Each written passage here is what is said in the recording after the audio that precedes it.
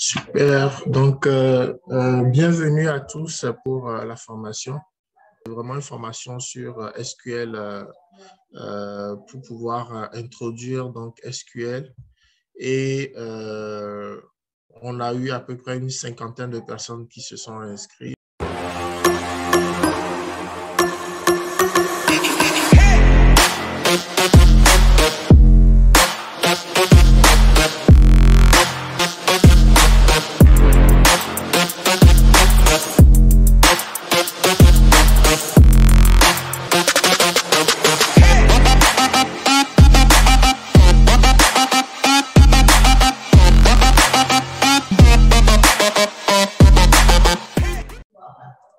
Bonjour, bonjour à ceux qui se joignent. Je vais partager donc un lien dans la vidéo. C'est un lien dans le chat. En fait, c'est une vidéo pour... on va utiliser du SQL Server pour notre formation.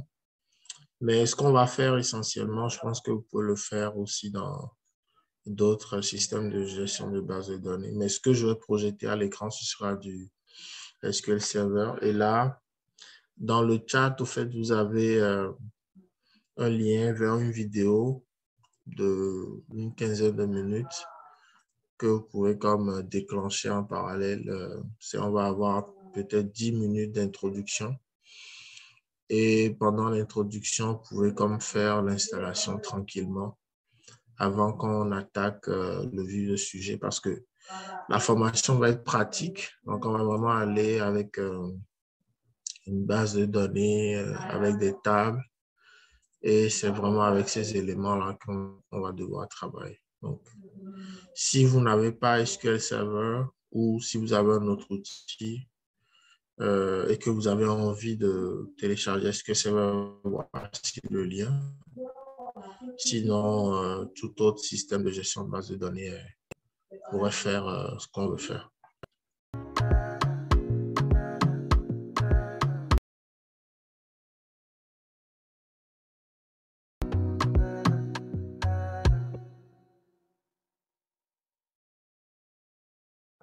Super. Donc, bienvenue à tous pour la formation.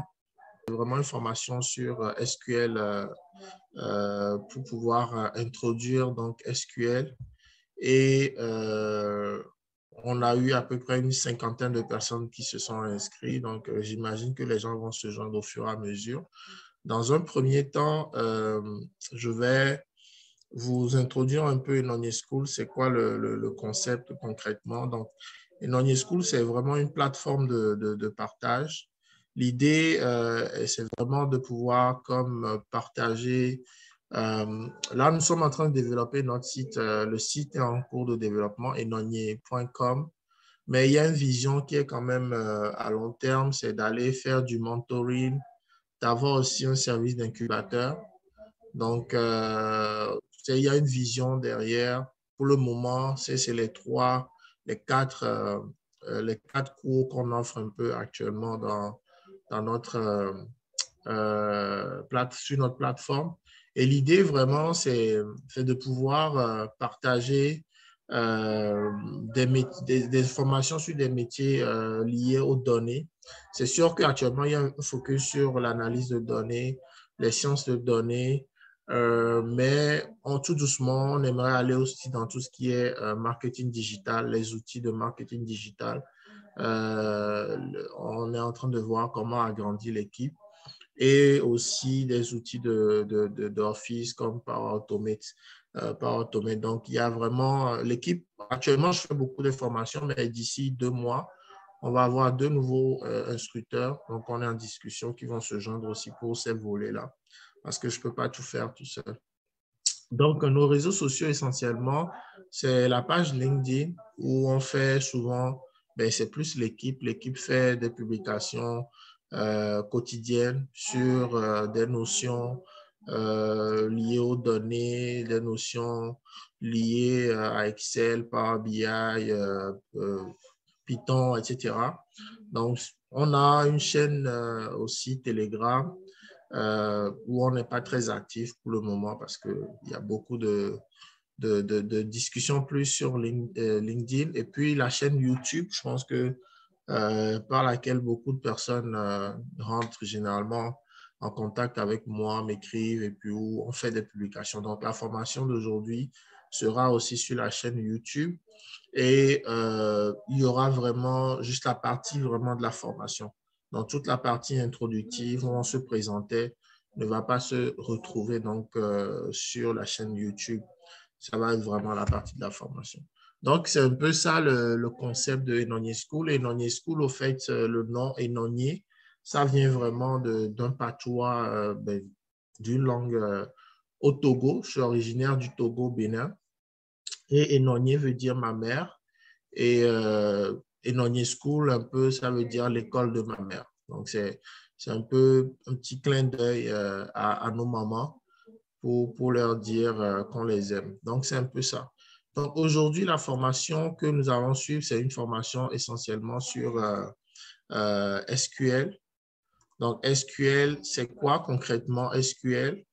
Qu'est-ce qu'on peut faire avec SQL? Et l'outil qu'on va utiliser aujourd'hui, c'est Microsoft SQL Server Management. Donc, moi, j'adore beaucoup les outils de Microsoft parce que les outils sont généralement intégrés et qu'on peut faire plein de choses avec Power BI, avec SQL, avec Azure un peu plus tard. Donc, Microsoft est vraiment très puissant en termes d'outils. Donc, moi, j'y vais beaucoup avec ces outils-là. Donc, j'ai partagé, je pense que l'équipe aussi envoie un email ce matin. Si vous n'avez pas pu télécharger donc l'outil, c'est pas grave.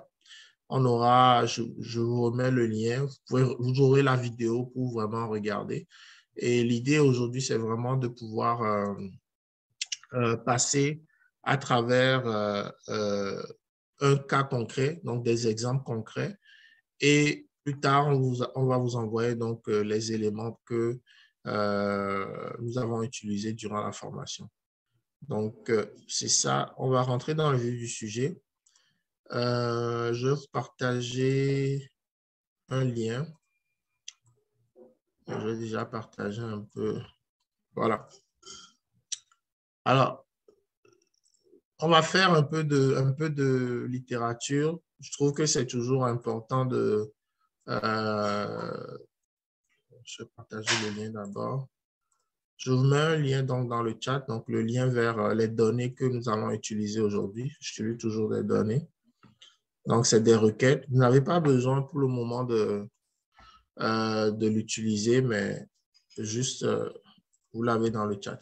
Donc, SQL, c'est quoi concrètement? SQL, au fait, c'est un langage informatique. Donc, c'est un langage informatique de base de données.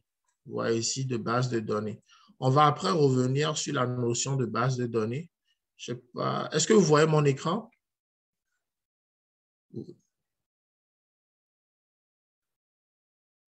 Oui?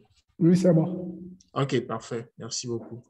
Parce que des fois, je partage, mais OK. Donc, SQL, au fait, c'est un langage donc, informatique de gestion de base de données. Donc, comme vous savez, donc, on a un focus sur les données au niveau de Enonye School et les données sont sauvegardées quelque part. Lorsqu'on récupère les données, c'est quoi les données? Les données, au fait, c'est ce qu'on génère lorsqu'on fait des activités avec des plateformes technologiques, par exemple les likes sur Facebook ou par exemple lorsque avec un téléphone, on appelle quelqu'un, on génère des données plus vocales. Donc, c'est ça. On a les images, nos photos, ce sont des données avec les pixels qui sont à l'intérieur, etc. Donc, ces données-là sont stockées généralement dans ce qu'on appelle donc des bases de données. Donc, les bases de données, c'est là où c'est comme des magasins, comme si vous avez des produits que vous voulez stocker quelque part. C'est là où on les stocke et ces bases de données-là, généralement, se trouvent dans ce qu'on appelle dans le milieu informatique des serveurs. Donc, généralement, on va avoir des serveurs. Donc, un serveur, c'est quoi? Vous pouvez faire un peu le lien avec un disque dur. OK? Votre disque dur qui est dans votre ordinateur ou bien votre disque dur portable que vous utilisez ou une clé USB. Donc, c'est une grosse clé USB, si on peut le dire. C'est ça un serveur. Donc, mais c'est plus complexe que ça. Mais c'est pour pouvoir schématiser. Un serveur, en fait, c'est comme un disque, un gigantesque disque. Si vous tapez serveur sur, des fois, ça peut couvrir, c'est de gros ordinateurs qui permettent donc de pouvoir contenir des bases de données. OK? On va avoir des bases de données généralement sur un serveur. Donc ici, par exemple, je peux vous montrer un exemple concret. Vous voyez ici, donc là, on parle de serveurs qui sont ici et dans les serveurs, donc on a les bases de données. Et dans les bases de données, on a des bases de données, des database tables, des tables de bases de données. Donc, on va avoir le serveur, on va avoir la base de données. Et la base de données, c'est quoi? La base de données, c'est un ensemble de tables, de vues, de schémas. Donc, c'est vraiment un ensemble de choses. Donc, comme je disais, au fait, c'est comme votre magasin, vous avez des boîtes dedans. Supposez que les boîtes, ce sont peut-être des tables où il y a des choses à l'intérieur. Donc, c'est ça, en fait, des fois, les gens parlent d'entrepôt de données. Donc, en fait, vous avez des bases de données et dans les bases de données, vous avez donc des tables. Donc, SQL, donc, c'est un langage informatique de base de données. Donc, ça veut dire quoi? Ça veut dire que c'est un outil qui va nous permettre de communiquer avec cette base de données, avec cet entrepôt de données, pour pouvoir faire quoi? Pour pouvoir récupérer et pouvoir gérer les données qui sont dans des bases de données, on va dire relationnelles. Un peu plus tard, ça, c'est un détail un peu poussé, mais on ne va pas aller là-dessus.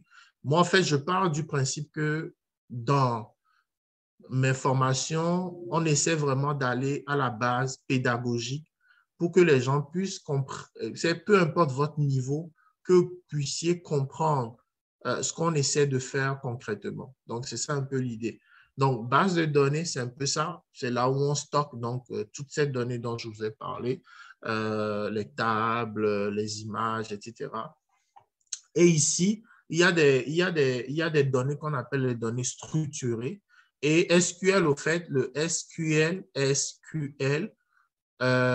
donc quand je disais, ça permet de récupérer et de gérer les données qui sont dans les bases de données. Et le SQL, c'est ce que ça veut dire ici. Ça veut dire structure, c'est en anglais, structure query language. Donc le S, c'est pour structure, le Q, c'est pour query et le L, c'est pour language. Et en français, on peut dire c'est un langage de requête structuré. OK? Donc, c'est un langage qui nous permet de requêter. Quand on va parler de requêter, c'est de pouvoir interagir avec les bases de données. OK? Donc, un langage informatique qui va vous permettre de stocker. Donc, avec ce langage-là, vous serez capable de pousser des cartons dans le magasin, donc de pousser des données, de pousser des tables dans le magasin. C'est un peu comme une brouette ou un diable. Le diable, c'est l'outil qui nous permet de prendre les cartons, de les déplacer, de les mettre, ou un chariot. Donc, le SQL va être comme un chariot qui va me permettre de prendre le carton et puis d'aller le déposer dans le magasin. Donc, de manipuler aussi cette donnée-là qui est ce carton-là. Donc, on peut prendre la donnée d'une place, la déplacer, le poser dans une autre place dans le magasin. Vous voyez? Donc, c'est un peu ça. C'est ce langage informatique, lorsqu'on va interagir avec notre ordinateur, va pouvoir déplacer la donnée d'ici, va l'amener là, va pouvoir ouvrir le carton et puis voir ce qu'il y a à l'intérieur. Donc, on va pouvoir rentrer donc dans la table, par exemple, dans une table, si on va à un niveau plus détaillé, pour voir qu'est-ce qu'il y a à l'intérieur de cette table-là. Et aussi, on va pouvoir récupérer des choses, ouvrir la boîte, sortir des choses de la boîte ou modifier les choses qui sont à l'intérieur de la boîte. Donc, c'est un peu ça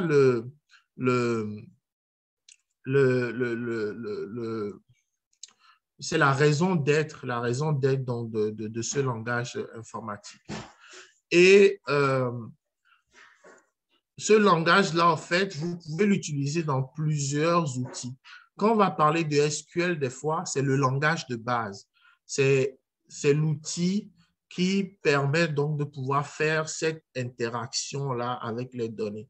Mais les données, vous pouvez avoir différents types de magasins. OK?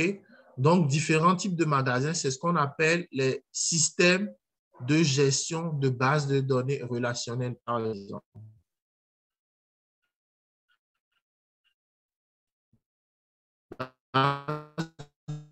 De données relationnelles, c'est des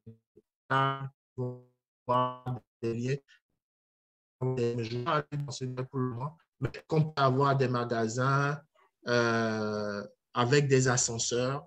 Vous allez avoir des magasins comme Amazon avec des robots qui vont automatiquement optimiser la place, déplacer les boîtes. Donc, en fonction de la performance, en fonction de la capacité des données, en fonction des types de données, en fonction de pas mal de paramètres, les architectes de données, les gens qui conçoivent donc les bases de données, vont choisir des outils. Donc, le plus connu, je pense, c'est Access. Access, Microsoft Access. Microsoft Access, c'est un outil dans les outils de Microsoft qui permet de pouvoir gérer les données. On peut créer des tables, on peut manipuler des tables dans Access. Moi, quand j'ai commencé par apprendre du SQL, quand j'ai commencé par apprendre donc, tout ce qui est gestion de base de données, j'ai commencé par Access.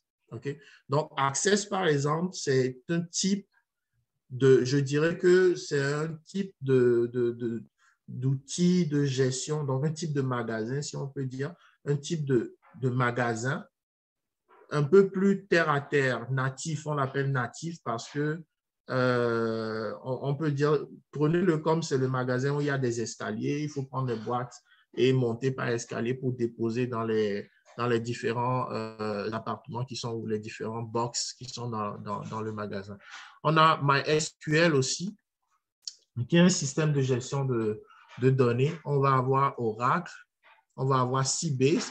Donc, lorsqu'on est en train de travailler donc, avec les données, vous allez entendre souvent les gens parler de MySQL, Oracle, Sybase, Informix, Progress. Il y en a plein. Actuellement, on parle de tout ce qui est cloud. Donc, Databricks, Snowflake, il y a plein d'outils qui permettent donc de faire. Mais le point commun, c'est le SQL. OK? C'est le SQL. Donc, nous, ce qu'on va voir aujourd'hui, c'est l'outil qu'on appelle SQL Server.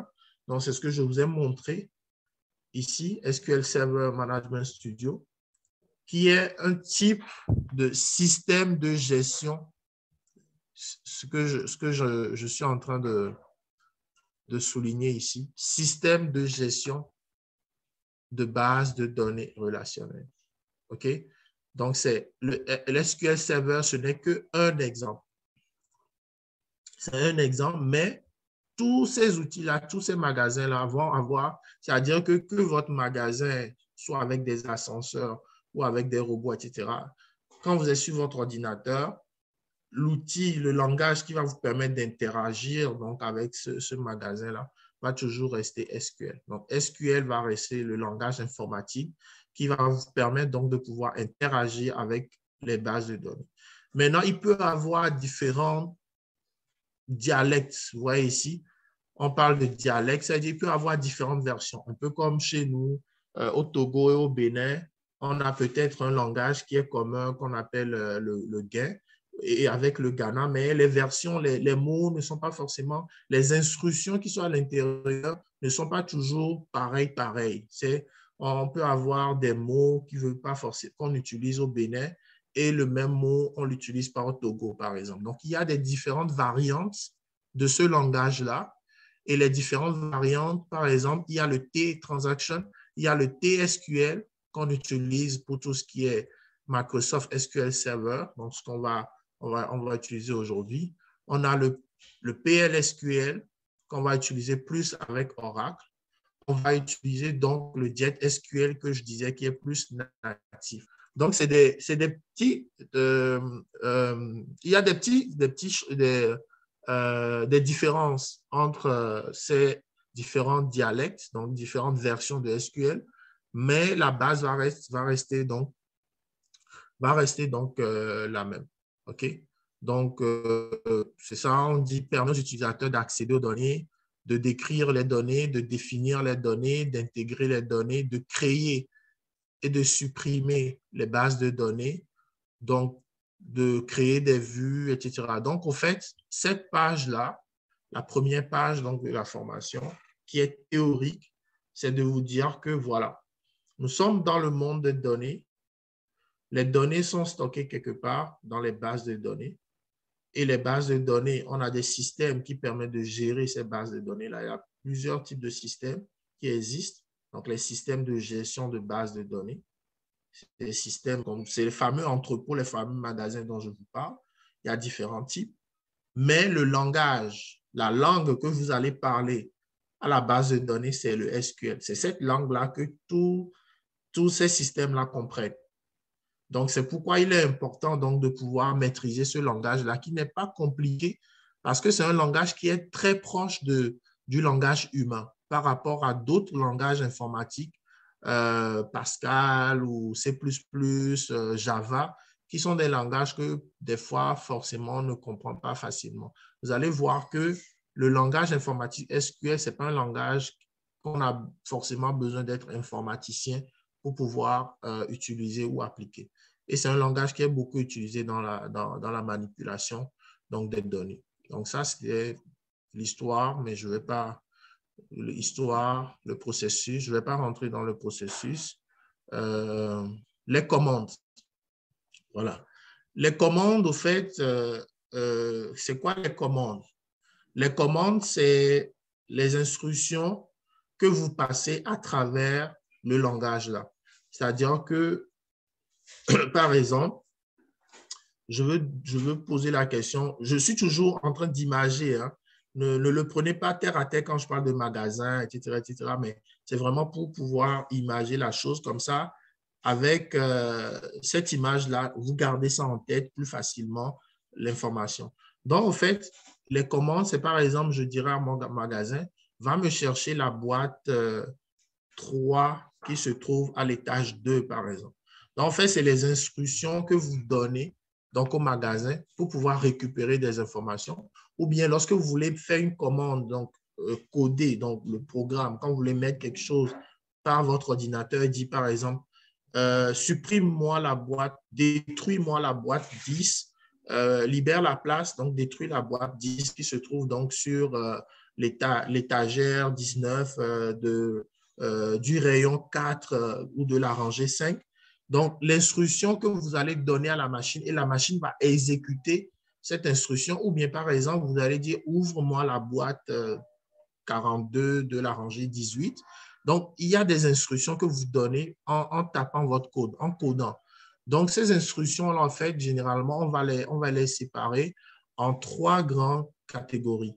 OK? Donc, SQL, qui est le langage informatique, a 3 grandes catégories de 3 catégories au fait de, je dis grand, mais c'est même pas grand, 3 catégories d'instructions donc on donne et qu'on va voir aujourd'hui. OK? Il y a ce qu'on appelle les instructions donc de définition de données, donc DDL, vous allez entendre DDL, DDL. Il y a les instructions de manipulation. On fait beaucoup de manipulation lorsque on fait du data science ou du data analytique. Moi, je passe beaucoup de temps à faire plus de DML qu'à faire du DDL. OK?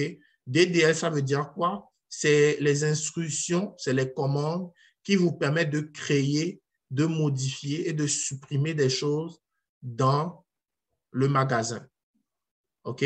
Donc, le DDL, c'est les instructions, c'est les commandes qui vous permettent de créer, de modifier et de supprimer les données dans votre base de données. Donc, comme vous voyez, comme je vous disais tantôt, c'est assez simple. On va parler de create. Create, si vous parlez un peu anglais, ce n'est pas compliqué. Ça veut dire que vous voulez créer quelque chose dans la base de données. Vous voulez créer une table, vous voulez créer une base de données, vous voulez créer, vous voulez créer quelque chose donc, dans votre magasin. Alter va être une instruction plus pour altérer, donc pour modifier donc quelque chose qui existe déjà dans votre base de données. N'hésitez pas, si vous avez des questions par rapport à tout ce que je dis, à mettre dans le chat ou même à m'arrêter. Donc, drop, Drop va être donc une instruction qui va vous permettre donc de pouvoir supprimer, des choses dans votre base de données. C'est pourquoi il dit create a new table, a view, or other object in the database. Donc ça, c'est les DDL.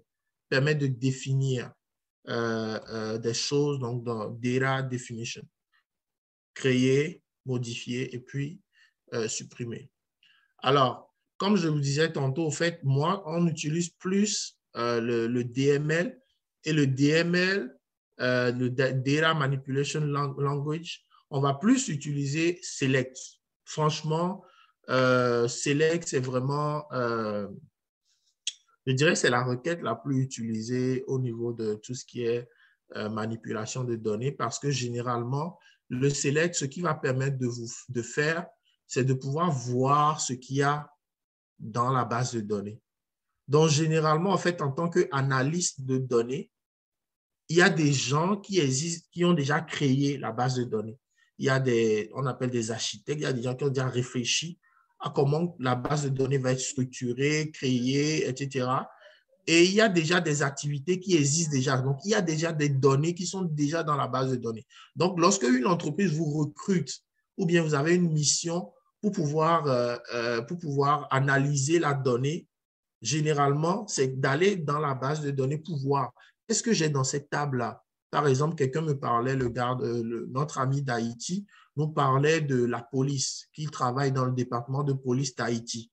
Mais lui, par exemple, il va aller voir, OK, dans ce quartier-là de Haïti, quels sont les crimes qui ont été commis ces dernières semaines? Alors, est-ce qu'il y a plus de vols? Est-ce qu'il y a plus de braquages? Donc, il va pouvoir aller questionner, donc aller récupérer les données qui sont dans la base de données parce que quelqu'un aurait déjà mis, ou bien il y a une application qui alimente, il y a un système, lorsqu'il y a un vol, quelqu'un vient pour déclarer le vol, il y a un logiciel où on entre les données, OK, vol à 7 heures, vol de bijoux, vol de on met l'information à l'intérieur donc de la base de données. Et lui, maintenant, pour pouvoir faire un rapport à son boss, il va aller maintenant sélectionner les données dont il a besoin. Donc, pour cela, on utilise beaucoup le select.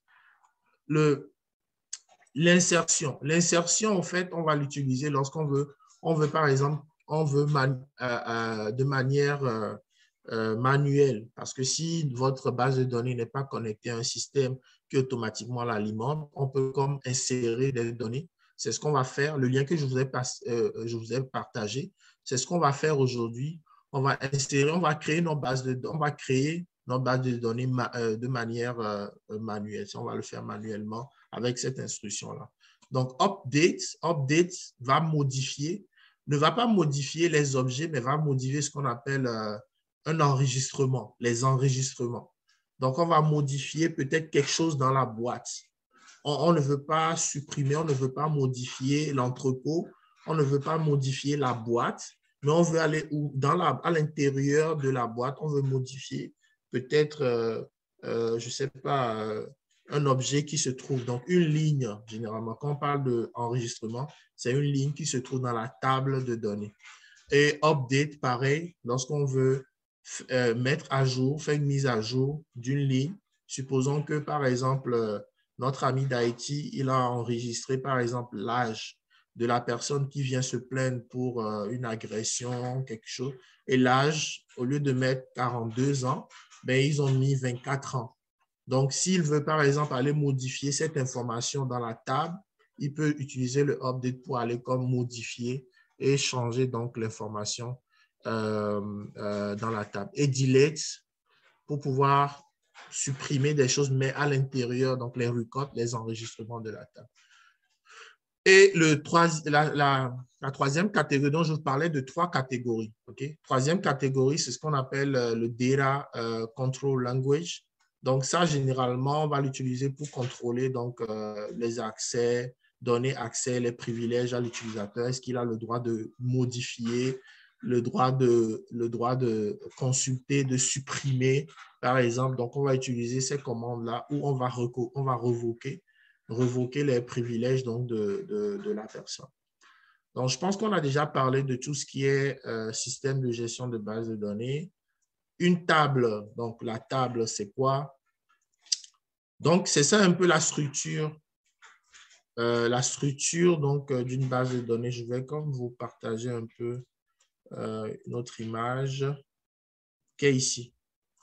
Je pense que je vous ai partagé une, mais une autre que je trouve intéressante, c'est celle-là. Donc, on a notre base de données, ou bien celle-là. On va appeler au fait un schéma. Un schéma va être un regroupement de... Un schéma va être un regroupement, un sous-regroupement de tables, parce qu'on sait déjà que la base de données contient déjà plusieurs tables. On peut créer un schéma, par exemple, les tables liées aux ressources humaines. Donc, ça va être le schéma ressources humaines. Si on a juste une seule base de données, parce que des fois, les gens carrément, ils créent des bases de données par département. Il y aura la base de données finance, vous aurez la base de, quand je vois base de database, donc vous aurez le database finance, database comptabilité, database ressources humaines. Mais supposons que vous n'avez pas beaucoup de données, que vous n'avez pas besoin d'avoir plusieurs bases de données, mais vous pouvez créer une base de données et puis avoir des schémas qui sont comme des sous-regroupements de tables. Et le niveau qu'on utilise le plus, c'est les tables. Une table, c'est une table. C'est comme dans Excel. C'est un tableau fait. Donc, une table, concrètement, donc c'est des lignes et des colonnes. OK? Donc, c'est des lignes et des colonnes qu'on appelle donc une table. Donc, vous allez avoir des colonnes et des lignes à l'intérieur de la table. OK? Donc, c'est ce que j'ai mis ici. Donc, là, on a un exemple. On a un exemple donc, de la table client, où vous avez ici, donc ça, on est dans une boîte. Donc, on est dans une table. Et dans la table, donc, on a des colonnes, le nom des colonnes, et puis on a des lignes. OK? Donc, c'est avec cette donnée-là qu'on va aller comme nous amuser. Et on a ce qu'ils appellent le champ. Donc, le champ, c'est juste, c'est les colonnes. Donc, le champ, c'est les colonnes. Donc, ici, les différentes colonnes. Et les enregistrements dont je vous parlais, en fait, c'est les lignes. Donc, les lignes, on va les appeler des enregistrements. OK? Donc, entité horizontale dans une table et colonne entité verticale. Je pense que ça fait le tour. Là, on va vous partager ce document-là parce que là, on fait un peu une comparaison entre les différents systèmes de gestion de base de données Oracle. C'est quoi Oracle concrètement? Un peu d'histoire et quelle est la différence entre les différents éléments. Donc, on va vous partager ce document-là en plus des liens vers les exercices. OK? Donc, on va rentrer maintenant dans le vif du sujet. Bonjour, je vais parler de dialecte.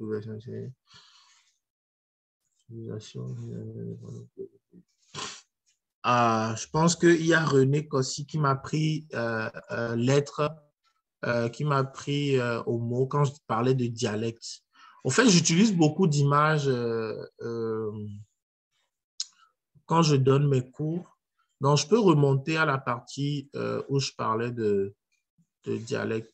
Au fait, à vrai dire, quand je parlais de dialecte, c'est où déjà? C'est ici. Donc, c'est ça, en fait. Ces éléments-là qui sont ici. En fait, c'est des versions de SQL. C'est-à-dire, quand je dis des versions, c'est que, par exemple, la manière de pouvoir faire une instruction, de pouvoir faire un select ça peut être, par exemple, les updates, la manière de pouvoir faire des instructions à l'intérieur donc de Oracle ne sera pas, en fait, c'est en fonction de l'outil. Pour répondre, ce n'est pas en fonction du pays, pour répondre à ta question, très bonne question. Mais en fait, en fonction de l'outil de gestion de base de données. OK? Là, je suis en train de mettre les outils de gestion de base de données en bleu. Et là, je suis en train de mettre en rouge le type donc, directeur en question. Supposons qu'on est dans ce qu'on va utiliser actuellement, Microsoft me dit mon Internet est instable. OK. Microsoft SQL Server, on va utiliser TSQL. OK. Généralement, en fait, ça va être plus au niveau des instructions qui vont pouvoir vous aider donc à faire, à créer des procédures parce qu'on appelle TSQL Transaction Structure Query Language. Donc, en fait, c'est plus des instructions qui vont être du genre transactionnel. Donc, on va pouvoir pousser des procédures stockées, des choses comme ça avec Microsoft SQL Server. Donc, c'est vraiment en fonction de l'outil que vous avez en face que vous avez une version donc, du langage que vous utilisez. Si vous êtes dans Access, vous allez voir que le SQL qu'on va utiliser dans Access ne sera pas exactement la même chose que le SQL qu'on va utiliser dans Microsoft SQL Server. Alors, lequel est le plus utilisé? Moi, je te dirais que c'est entre ces deux-là. C'est vraiment entre le TSQL et le PLSQL. C'est vraiment entre ces deux-là qu'il y a des gens qui sont frileux, qui sont pas frileux, il y a des gens qui sont des adeptes Oracle. Et quand vous êtes adepte de Oracle, donc vous aurez plus tendance à aller dans le PSQL. Moi, par exemple, je suis plus adepte de tout ce qui est Microsoft, donc Microsoft SQL Server.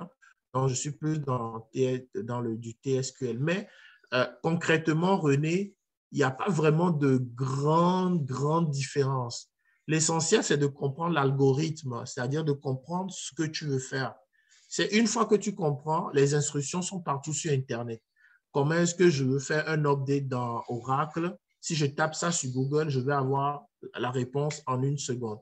Comment est-ce que je fais un update dans MS SQL Server dans Google?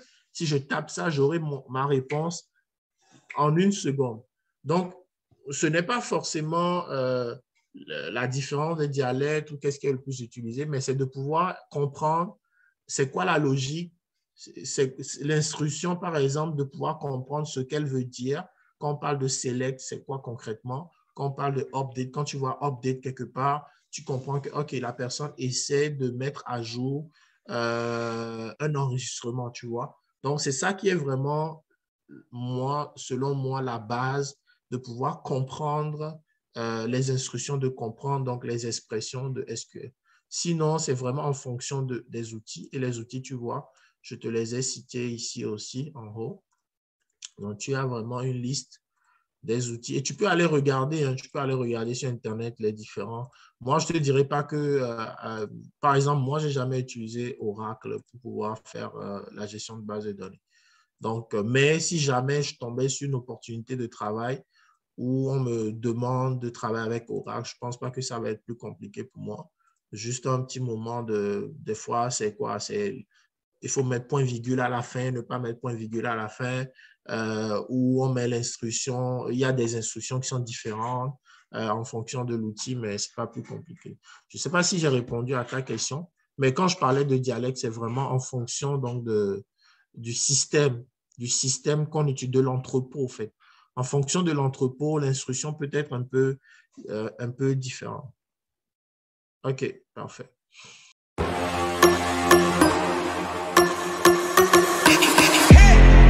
Hey!